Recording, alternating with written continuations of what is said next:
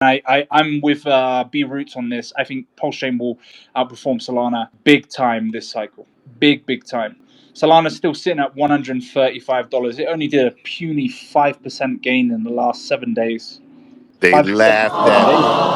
They laughed at me on the biggest show in crypto. But B Roots loves to keep his receipts. A blockchain OG, mass speculator. What I've been seeing is not only did Richard Hart tweet so much and so rapidly during the debate, and he's trying to push, Pulsechain is a freedom chain for software, freedom of speech. But interestingly enough, today, Donald Trump mentioned about he's coming out with his World Liberty cryptocurrency that we'll know more about on Monday. Now we're seeing a little bridge of millions of dollars. We're seeing all of Pulsechain start moving up. I think the bottom's in, like B Roots has called it. His TA is immaculate. He's one of the best speculators on this chain. And now we're very close to his court date coming up as well, and people are going to mass speculate on this. Where he probably has a 99% probability of winning and or settling with a fine and moving on. Now Trump has put Elon Musk in charge when he gets in the administration and wins as the Department of Government Efficiency. He has Robert Kennedy Jr. for MAHA, for Make America Healthy Again. Who do you think is going to put in charge for cryptocurrency? He needs somebody. Yeah, and going against the man has always been the cool thing. I mean, and the man is all these other centralized blockchains. To me, Pulsechain is the only true decentralized crypto blockchain out there. So freedom of speech, freedom of software, I'm all for it. And I think it's a good narrative for him to try to push, instead of, like you're saying, copies, cheaper, faster. It's not there. Ethereum, it's doing its thing. We just have to be a redheaded stepchild that ends up being the golden goose. Yeah, I agree, man. And again, what you're saying, like on a subconscious level, when we're a faster and cheaper Ethereum, what we're saying basically is like we're like this thing that everybody loves, but a different version of it. Like if we do our own thing and we say that we are a freedom chain or whatever it is, then at least we're our own thing. We're not referring ourselves to another thing, which is basically what he did with Hex when he launched. If you guys remember, his original name for Hex was Bitcoin Hex because it was supposed to be like a free airdrop for Hex holder, sorry for Bitcoin holders. But then he realized that why should we include Bitcoin? Why should I give some of my clout to Bitcoin? Everything I do for Hex should go for Hex only. Like Bitcoin should not leech any of my brand awareness. So I think Pulsechain is ready to do that as well. Yeah, I think we've been in a psyop phase for many a years now, and I think the psyop's about to be over for what the true cryptocurrency is going to be, at least for decentralization. And he was playing 5, 6, 7D chess this whole time, and that's just mass speculation on my part. But I think Yeah. it's coming to a point where it's make or break time, and we're all here to make it. And we have a very a leader that is a leader, but he has to mass rally everybody else around him. So he needs eyes for that to happen. So that's what he was doing with his character that he was playing. He was being an entertainer, bringing the eyes, and now he's had to go quiet due to legal reasons or whatnot. Who knows? We can all speculate and assume. But now it's time. The time's coming, and I think what better narrative than to front run his own SEC case and then just keep the pump going through the regular pumptober and the fourth quarter. Good But it point could there, also, mate. I mean, it always is best to speculate that it's going to happen in the beginning, but we could be the green candle at the very end of this bull run at, towards end of 2025, 2026, like if it lasts that long, like who knows? It could be really quick right now, and he's trying to front run everybody and have this green candle, and that just have FU money for everything that's going to happen, post green candles. Who knows? But that's what's exciting about this chain. Bro, that was my theory the other day, right? So when everyone was saying, no, we're going down more, I was just saying, like, because we wasn't really following Ethereum and Bitcoin, like, they were still dumping hard and we was kind of in that same sort of range. So what if, because look, what's the best marketing to get people on the chain? Green candles, right? What if we start pumping now while everything else is red and we start seeing green candles, pulse chain, the whole ecosystem starts going to life sort of thing? Ain't that like a smart tactic in regards to bringing people onto the chain or no? What's your thoughts Yeah, on that? because I think they'll even just want to be like, oh, you know what? I'm just going to make a quick 2-3x. And then he just keeps pumping that thing and keeps going. And then those people that got out with their 2 or 3x go, oh, shoot, this thing's still pumping. So they bring Fuck. that money and FOMO back in, and the candles Higher keep price. pumping. Yeah. I This mean, could we're be it, not ladies wrong and in this gentlemen. thinking, but it's a one team, one man game plan that, we're all mass speculating on. But I think we're sniffing around the right trees because we smell piss, and that means there's wolves. And where there's wolves, that means there's meals. Yeah, Let's bro. eat You know what else? hoagies. You know what else I find really fun? Like not funny, but bullish to a certain degree. The fact that we have gone up from the low, and a lot of majority of people are still low key bearish. Like they think that this is a fake pump and we're just gonna go back down, sort of thing, right? So to me, that's like not as many people are bullish now as they were. So this could be a good time for us to bottom out and start moving back up. Nobody cares about the SEC. They can't do nothing. Allow the man to tell you himself. So is there any record of the SEC taking down a functioning chain by calling it a security? I mean, they even said Filecoin was a security, didn't they? Filecoin's functioning. So this parade of imaginary orals crap that I hear, it bothers me. Now, if you want to talk about, and I don't know why you do, but apparently you do, what is sufficiently decentralized? If what you have is sufficiently decentralized and people don't put money into a common pool with the expectation of profit solely from the work of others, and there is no essential managerial or entrepreneurial effort, you don't have a security. Oh, and then fun fact, you seem like a hater. I like it when I hear people say things like SEC is going to lock people up. The SEC is not a criminal enforcement agency and cannot lock you up and does not have agents to kick in your door and lock you up. They are not the Department of Justice. The most they can do is file civil lawsuits and or refer things to the Department of Justice so that they can do their job. I'm just tuning in, but yeah, I want to say a couple things about Pulsechain. So Pulse has been doing really, really well past few days. And if you guys want to pull out your calculator and do calculation of how many 30% days we really need out of this entire bull run to even turn $3,500 into like a few $100,000, it's not really that much. You need less than 15. So what I ask people is, are you going to sit around and wait for these days to come, or are you just going to pull the trigger? Because you have people that are playing on other chains, pushing the chains up to at least 1 billion on the DEX for volume. We're only at 25 million. And this time, like, to be honest, it hasn't even started. You see a lot of stuff. I've been seeing TGC doing really well. I've been seeing Teddy Bear go up 12%. I've been seeing both hexes go up. So, just play your cards right before both hexes go to parity. 4 years not on crypto. Only guy I remembered. I was like, yo, where should I go? And he's like, go to Pulsechain, bro. He's like, and he wasn't even on Pulsechain. Well, he was. He's been from the beginning, but he wasn't as Yeah, I involved. left in June. I bought all my bags and I left in June. I told people my final departure. I said, "Is this whole chain doesn't make sense until both hexes go to the same price." eHex created everything, so for everyone to think that Richard's going to throw it away is just ridiculous. The gas and the Gwei proofing on ETH is going to be fixed. Like everything after the Petra hard fork is going to be, all like the past 3 years of us updating Ethereum is finally going to come to fruition. We're going to have no congestion. If you guys remember when we hit 125 Gwei, fees were like $500, $600. They're not $600 anymore. They're like $100. When we had that Black Swan event in August, right at the beginning, we didn't even drop. Like we didn't have too high fees. We had like maybe $100 fees. So by January, that those stores are going to be gone. So eHex staking is going to come back. That's all I'm going to say. We're making the game as we go, and the game keeps evolving. I'm pretty excited. I was glad to see that Briz was on here too, because I wanted to talk to him about Hex pumping like crazy today and the potential for Hex to be a catalyst for a massive wave up on the ecosystem. No, hold on, Axis. I need to step in right here because I was the one talking about Hex the last 2 days. You have it? And, I just want to say that obviously my input has then skyrocketed the price, obviously. That's lovely, sir. Thank you for your service. I'm not gonna lie, bro. What would you like to talk about? Oh, I was just like, if you feel like Hex is ready for a bigger macro move, or do you think that it's kind of still going to be a range bound for the foreseeable future? I just think it's gonna pump pretty evenly with the rest of the ecosystem. Yeah. It might do a more of a blow off top than the others, but I mean, I don't see that happening for another pumped so hard, right? another year. Remember how like Pulsex and Ink pumped so hard before? But like Yeah. Hex pumped to 3 cents before they did what they did, and then everyone sold off the 3 cent Hex. It's like a 90% drop down here. Now you could like repeat that for like a 10x, dude, from the lows. So you make it. You're still playing within the range, but they could just make this massive impulse.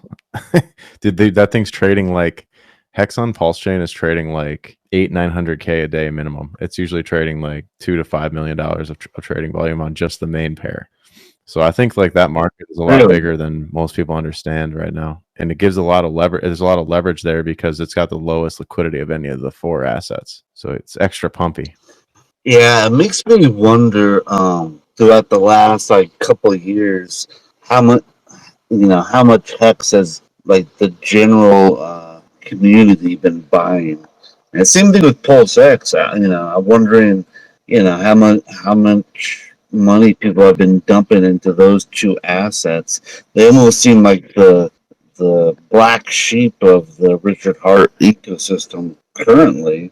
I think that's just It seems like everyone's on the ink train right now. That's what I'm saying is like now that train cart's full, now it's like, okay, now all the weight's got to get redistributed back to the other leg because it's like a two yield system, right? Because you got the validating, and then you got the 2 arms or the 2 fins or whatever. One of them is ink generation and one of them is Hex generation, and they're both the inflation model. There's 2 different inflation models for the Pulse chain to live off of, basically. And then Pulsex is just deflationary, so it's like the head. There's only less and less of it over time that's pulling the whole system up because it's buying and burning itself based on volume. So we all agree that ink is the new Hex, yeah? Yeah, I mean, ink is awesome, and it's going to have like a huge move to that $20 to $30 range. But like at some point, the amount of units that you're going to get is going to be less because everyone will be in the farms. Like it'll like 5x what's in the farms right now, and so everyone's yields will go down in unit terms, but it'll be up in dollar terms because there'll be like a supply squeeze when that event that happens there. If you would have started farming on day 1 and you rode that all the way down and then back up to here, you'd be almost at break even in terms of impermanent loss between the 2 coins that you paired. It's pretty crazy, and I'm talking about the ink farms. You'd want to pull it. Well, if you're playing if you're trading it, then I don't know if you noticed, but on that ink pulse chart, it bottomed the other day. So yeah, this would be the place where like if you want to preserve ink, you'd pull that at the bottom of the range. You wouldn't pull it at the top of the range. All these assets are range bound right now against each other. So this one bottomed. I would say, yeah, if you want to preserve ink, then yeah, you pull now and then wait. But like I was about to say was depends on which farm you're in, because like on ETH and Pulse, like I don't know, is it ever a bad thing to have more ETH? But you are going to lose some of your Pulse in the process if this thing breaks out hard. But the thing is, Pulse always mean reverts back to ETH. So at some point, it's going to come back. Like I really don't see a reason why leaving that one going anyway wouldn't be a bad idea. But so I mean, there's a different strategy for every different farm, I guess. But yeah, ink, yeah, you'd want to pull out here if you want to preserve your ink because you do lose it pretty quick on these moves because these are like 10,000 unit moves over just like less than a month, so it can really start to impact you. I mean, as far as the farms go, it's I'd love to see somebody that put in like day 1 in any of them, mostly Pulsex, and see where they're at, because I wouldn't be surprised if it's damn near close to break even though we're 70% down. Yeah, dude, they're still winning. That's right. I think so. Crispy Man has all the data on it. I don't have it, but obviously, if you went into one of the stablecoin farms, you've been shorting it the whole way, so you're doing way better than just holding it. Might be time to flip that one into a different one. Right. The stablecoin farm strat is the opposite of the other strats. Right. You're shorting it, but when you're shorting it at 70% interest, it's like, well, why not? Dude, right? It's like the hidden gem, bro. The stable swap farm was goated. That move was sick. Actually, now that I say that out loud, like that, I haven't looked at it in forever, so if I'm wrong, I'm wrong. But I remember that when the stables are around 70% interest, and we are about 70% down. So I actually think you'd be up in that position at this point. Yeah, it sounds like a good time for a reversal. And it doesn't matter. Even in V1, we're still getting all of those airdrop coins that have never been in liquidity before too. So I know there's no fees, but everyone is getting more Pulse and Pulsex in their pool too. Yeah, and I think that was the biggest part of the whole thing was, even though it minted out the ink was paired with the Pulse and the Pulsex, and when we sell those airdrops into it, we're just making ink's liquidity pool stronger. Like that's it the whole way. It's like just seeing it in that the way that I picture it like that, it's crazy. It's got the ability to print out a minted coin that people can sell all day long in fat liquidity and barely touch the price, and it keeps going and getting thicker and thicker and thicker. Like, it's a really good way to make a three coins work together. That's when you really get into, you know, what impermanent loss is, right? And it's like, if you're in one of those 70% plus, and early on, you know, when it was over 100%, or, you know, launch week when it was thousands of percent, being in those stable pools. Like I said, we've been going down so long that it was a good choice, you know. And if you pull those stables at the bottom and buy in, you're going to get a lot of pulse, and you've got your ink. You could also move, you know, but I mean, personally, I was in all of them, most heavily Pulsex, and I did pull all of my stable ones at the bottom and switched my stable side into Pulse. And then I'm now only in Pulsex. That's my biggest one across the board. It's my biggest LP on Pulsechain. And then the Pulse Ink one, I still... Sometimes I'll compound, sometimes I'll do, you know, just kind of watch the chart on that one. And until ink really, really runs, I'll stay in that one. But if it looks like ink's ready to just take off, then I'll pull that one too and just stay in Pulsex. But oh yeah, that's what started that. Those percentages, it is like, if you're in the Pulsex, your impermanent loss is minimal, right? Like, they've gone, I think they're at 2-to-1 right now or something, half. So like, or 3-to-1 at launch or whatever. Like, it hasn't moved a whole lot, right? And when I look at an LP like that, I just take two assets, I put them together, they're one asset. So like, to me, there is no Pulse and Pulsex. I literally, I hold a little bit of Pulse, but I don't hold either of them liquid. They're all in LP for me. And when they're in LP like that, I just see them as one asset. So that's I don't know, it's a good way to look at it in a long-term thing for me. And it's got the lowest, right? But you're just holding Pulse and Pulsex and getting more of them because people are selling it from the airdrop. So it's really the best one, even though it looks like the worst one. And the worst ones are what look like they have the best return, but those are obviously the most risky and have the most impermanent loss. If you watch it and you swing trade, you can play that stablecoin one. But yeah, it's just shiny, flashy things now that we're at the bottom and going up. I think anyone interested in safe earnings will start to look at stable swap. And as that gets more liquidity and gets more volume through it, it's obviously going to run more. And it's a, you know, it's a transfer fee. I think we get 0.25% on normal, and if you're stable swap, it's almost 0.5%. It's like double.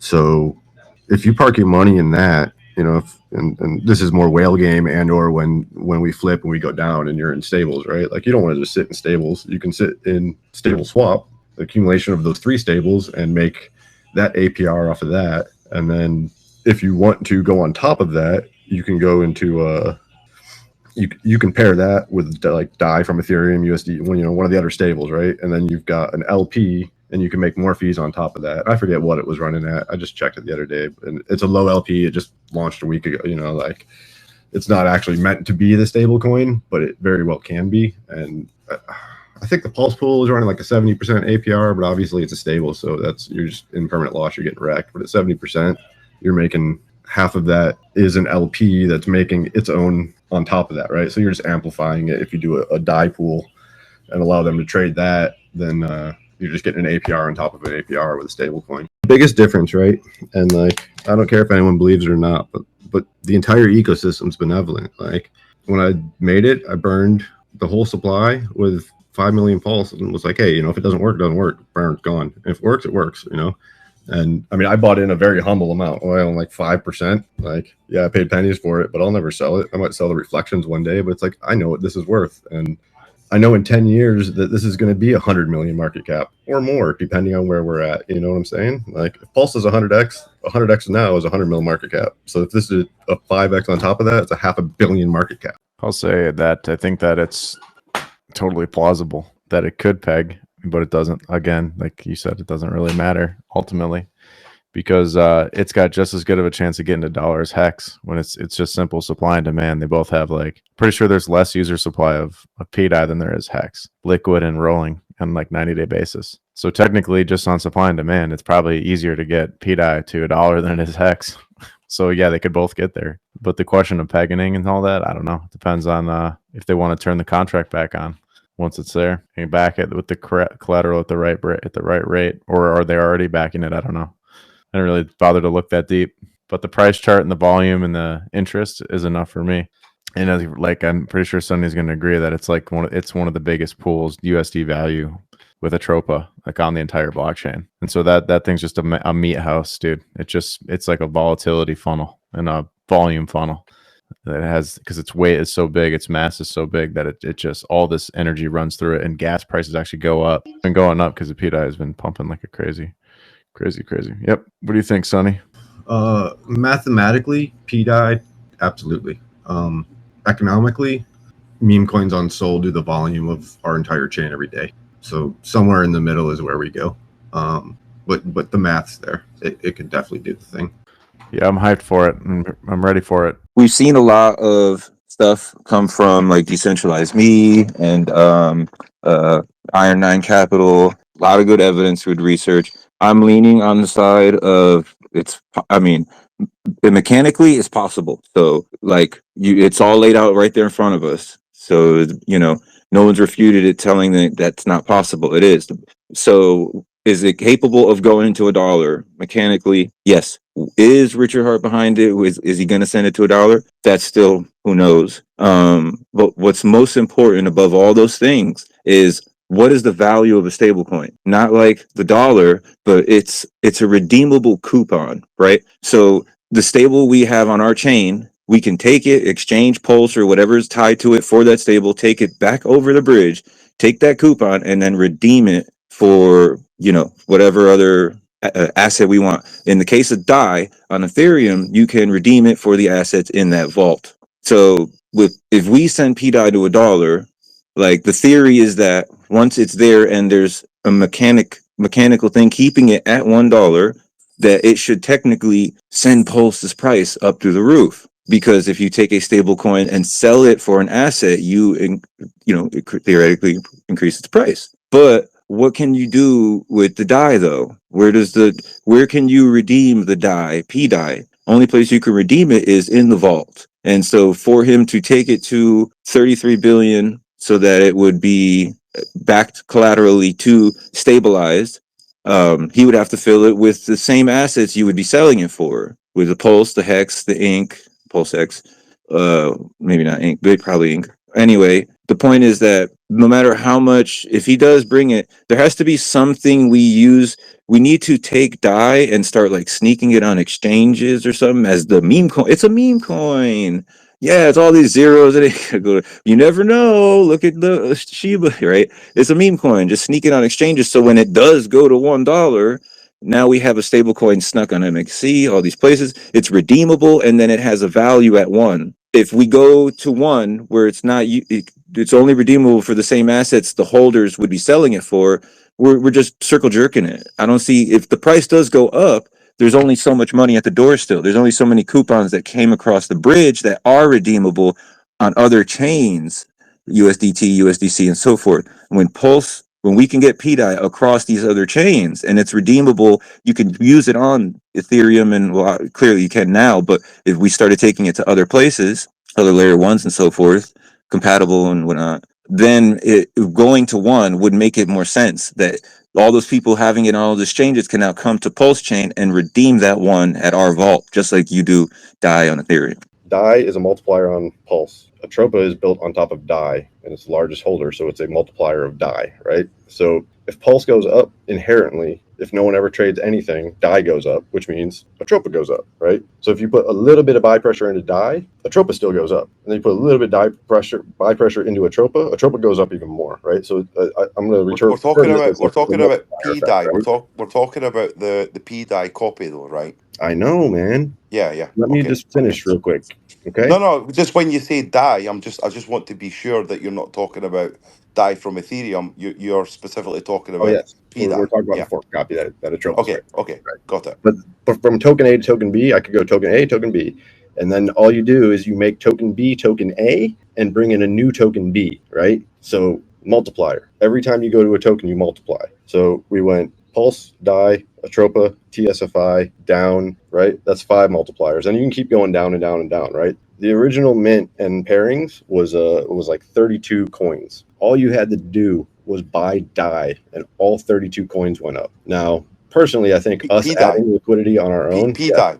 Let's get the terminology right, because it's confusing for me. I'm trying to follow it, and I'm I following get it, you. but it is P die. This It's not conversation is die. It's P die. 100% about the Yeah. forked copy of DAI. I personally Yeah. don't like to say P die because there is a coin out there called P die, and I don't want people to buy that. This is Right. Okay. nice Beg your stable- pardon. I never knew that. Okay. So let's refer to it as the We copy have of DAI then. In that and we case. have DAI from Ethereum. That's how I refer Okay. to them. That's how they are Right. written on our blockchain. Okay. Okay, Carry so on. you have all these multipliers, right? When you have multipliers of tokens that were made from nothing and paired together, they don't actually have intrinsic value. They don't have dollar value. So if you buy one into the next and the next and the next and the next and the next and the next, it's not a taxable or traceable event. And that is something that Atropa has talked about since day one and was absolutely looking for. And as we get into dysnomia and the void, you're going to see it even more. This is a whole new level of things. I don't even know if you've heard about dysnomia. So what? Yeah, okay. I'm just trying to break it down. I'm trying to figure out what the value proposition is for Atropa. So, what you've effectively just said there is that it sounds like that Atropa is a token that you can use to evade tax. Is that what you're suggesting? No, not at all. So what do you mean by what you said? I mean that if you go deep enough into this ecosystem, you will find things that don't have value. If you are someone Well, that it's gets only hold on, valuable if you you're can someone extract it. that But gets what I'm taxed trying to on a listen, dollar value of your holdings, this is a very worthwhile venture. okay. Atropa itself is not What that. did you mean? What did you mean specifically about the tax situation as far as Atropa was concerned? Please elaborate on that, because I'm really interested to hear about what that means. That if you hold a coin that's not worth any value, you can't be taxed on it. But you're saying it does have a value. So does it Atropa have a does, value or not? but Atropa to me is not the point of Atropa. So what is it then? So what is the point? It's the meme coin that That's people like ultimately the you point that we're trying are to like, get to. oh, what's this thing? What is the point of Atropa? And then we'll get to As I stated already, of I what. don't know. You have to ask the developer, man. Okay, right. So I've been listening to you guys, right? And I know a fair enough about this, and that's why I'm here, because I'm asking questions. I want to understand it. I want to understand it from a perspective that it makes sense to me, right? Because when you have a token in the form of, as you call it, DAI, which is the free copy that was forked at the snapshot, that anybody that is holding it on the Ethereum network basically had it on Pulsechain, right? So this narrative around DAI, the forked DAI that everybody got for free, that is a speculative meme or whatever you want to call it. Where is the value in that if people that had it over on Ethereum can simply just come along and sell it and dump it and like literally destroy the price, right? And we've got a whole bunch of people on Pulsechain right now that are pushing narratives on a free copied coin that if it did get to a point where it did have any real value, that anybody that held it at the point of the fork would simply just come along and sell it. Right, and that seems like the world's largest free airdrop would be the dumbest thing ever, right?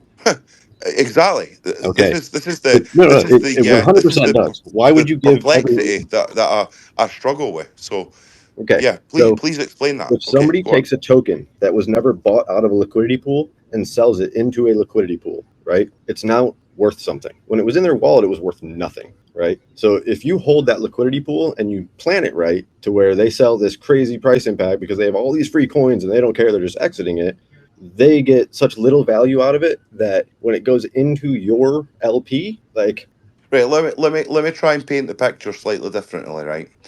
We as Hexicans, as Pulsicans, are here on Pulsechain right now, okay? Yep.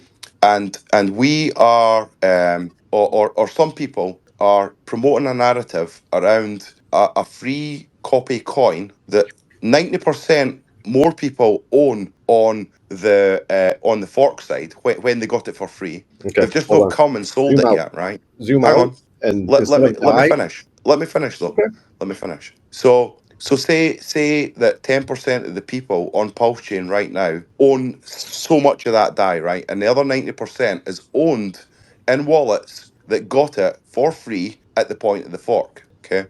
I really So just want to butt in and this please hang just on, zoom out. hang on. Let me Zoom finish. out Let me just and wrap instead of it up saying and then you can die, answer. look at the entire airdrop. Okay, it's the same thing. So please just think about that as we move forward. That's all I wanted to say. Go ahead. Okay, so I'm now being influenced by this forked die community, this free copy, right? And I'm saying, holy shit, I need to buy this stuff because it's going to go to $1, right? Years, right? But during the course of the next 10 years, every single person that held DAI on Ethereum at the point of the fork could literally just come, put the RPC settings into their wallet, and sell right into every single person that has literally less than 5% economic energy to actually make it go anywhere, right? And they're going to get fucking wrecked. So, what is the value proposition of buying the free forked copy that 90% of people on Ethereum hold that could just come here if Pulsechain becomes as successful as we all hope and know it will become, right? Yeah. Why would you want to buy it? If I you got never, the free I copy, great, personally, right? But I why didn't would you tell you want to to buy buy it? anything, right? Anyone buying something that everyone else has 90% of, this is not just DAI, this is the entire forked airdrop, right? Of course, Anyone but buying that, everything else went to zero, mate. That's the but point. This is the point no, I'm it's trying to not the point. make. The point is you are looking at dollar signs rather than tokenomics, right? And anyone Well, doing that, you're talking about ratios, but the only way that a ratio increases is if people swap one asset that has value or has a perceived value for something else that they want because they think they want it. That's what changes the ratio. That's where the if, value if you're is in the buying any ratios. fork copy under parity, thinking that it's going to go to parity, then you are either being influenced by someone to do so, or you believe that the mathematics can do it, right? I'm not out here telling anyone to buy anything. What I'm going to tell you flat out is that the world's largest free airdrop, while it may seem like free money to the people that own those tokens, it's not. It's free money to those who provide LP for it. And if you do it smart, you pair the PRC with the ERC. Why? So this You is pair the so that PRC comes with an that ERC, then when this they is where it sell comes the free back. copy, it dumps the price of the from Ethereum copy. Now we're And getting if you somewhere. dump the price of the from Ethereum Now copy, we're people are actually going getting to buy somewhere. it back up because it's worth what it's worth on Ethereum, and they're making Now free we're getting money, and somewhere. that's going to bring back the price of the from ETH copy. Do So not buy or trade forked coins. Put them in LP and make money like R8 wants you to. now that you've just hit the nail on the head, and this is where I was trying to get to in the initial questions. What is the purpose of Artropa? What is the purpose of holding, not buying, but holding the free copies that you got? Yes, you're bang on right. It is providing liquidity because if those that got the free copy come over and sell, you get the fees, right? You it can extract the fees and you can extract value in that way. Okay. And you have to So understand that if you started this early enough, like I did with token A1A, some of these coins, people had only put a couple of hundred of them into liquidity when there might be a million or a billion in supply, right? So when you mhm. buy half of that supply, even if it's just Pulse and they wreck you, right? If there's 100 coins in there and someone comes and dumps 1,000 and then 10,000 and then 100,000 and then 500,000, right? They might drop the price 99%, but you have, 101% more, 101 times the coins, let's say, right? So even though the price is down, you can actually have more value, right? And if you do that long enough, when this pendulum swing comes and there's a large enough percent of all the free airdrops sold into these liquidities, then they'll actually start to be at a point where they can be bought up because there isn't enough of them out for people to dump and be hurt. That is literally why I made A1A, is so that all of these tokens had a chart. So it had somewhere to actually dump the liquidity. so And then so we're getting A1A so we're now all those getting we're PRC20s up. yeah, It yeah, builds yeah, yeah. liquidity. You're painting a very clear picture. This is excellent. So what you're basically saying is that the value proposition, correct me if I'm wrong here, is that if you never got free copies at the snapshot of DAI, right? That if you want to speculate on the liquidity of people coming in and selling that to get something else that may or may not have future value, and you don't know what that's going to be either, depending on what you're providing liquidity in either at that point, right? That you are effectively being a liquidity provider for a token that has zero value, effectively has zero value or very low value, and is the only speculation is that those that got the free copies sometime in the future are going to come along and sell into that pool, and you're going to get something else that may or may not be of more or less value. Is Right. is that what you're saying?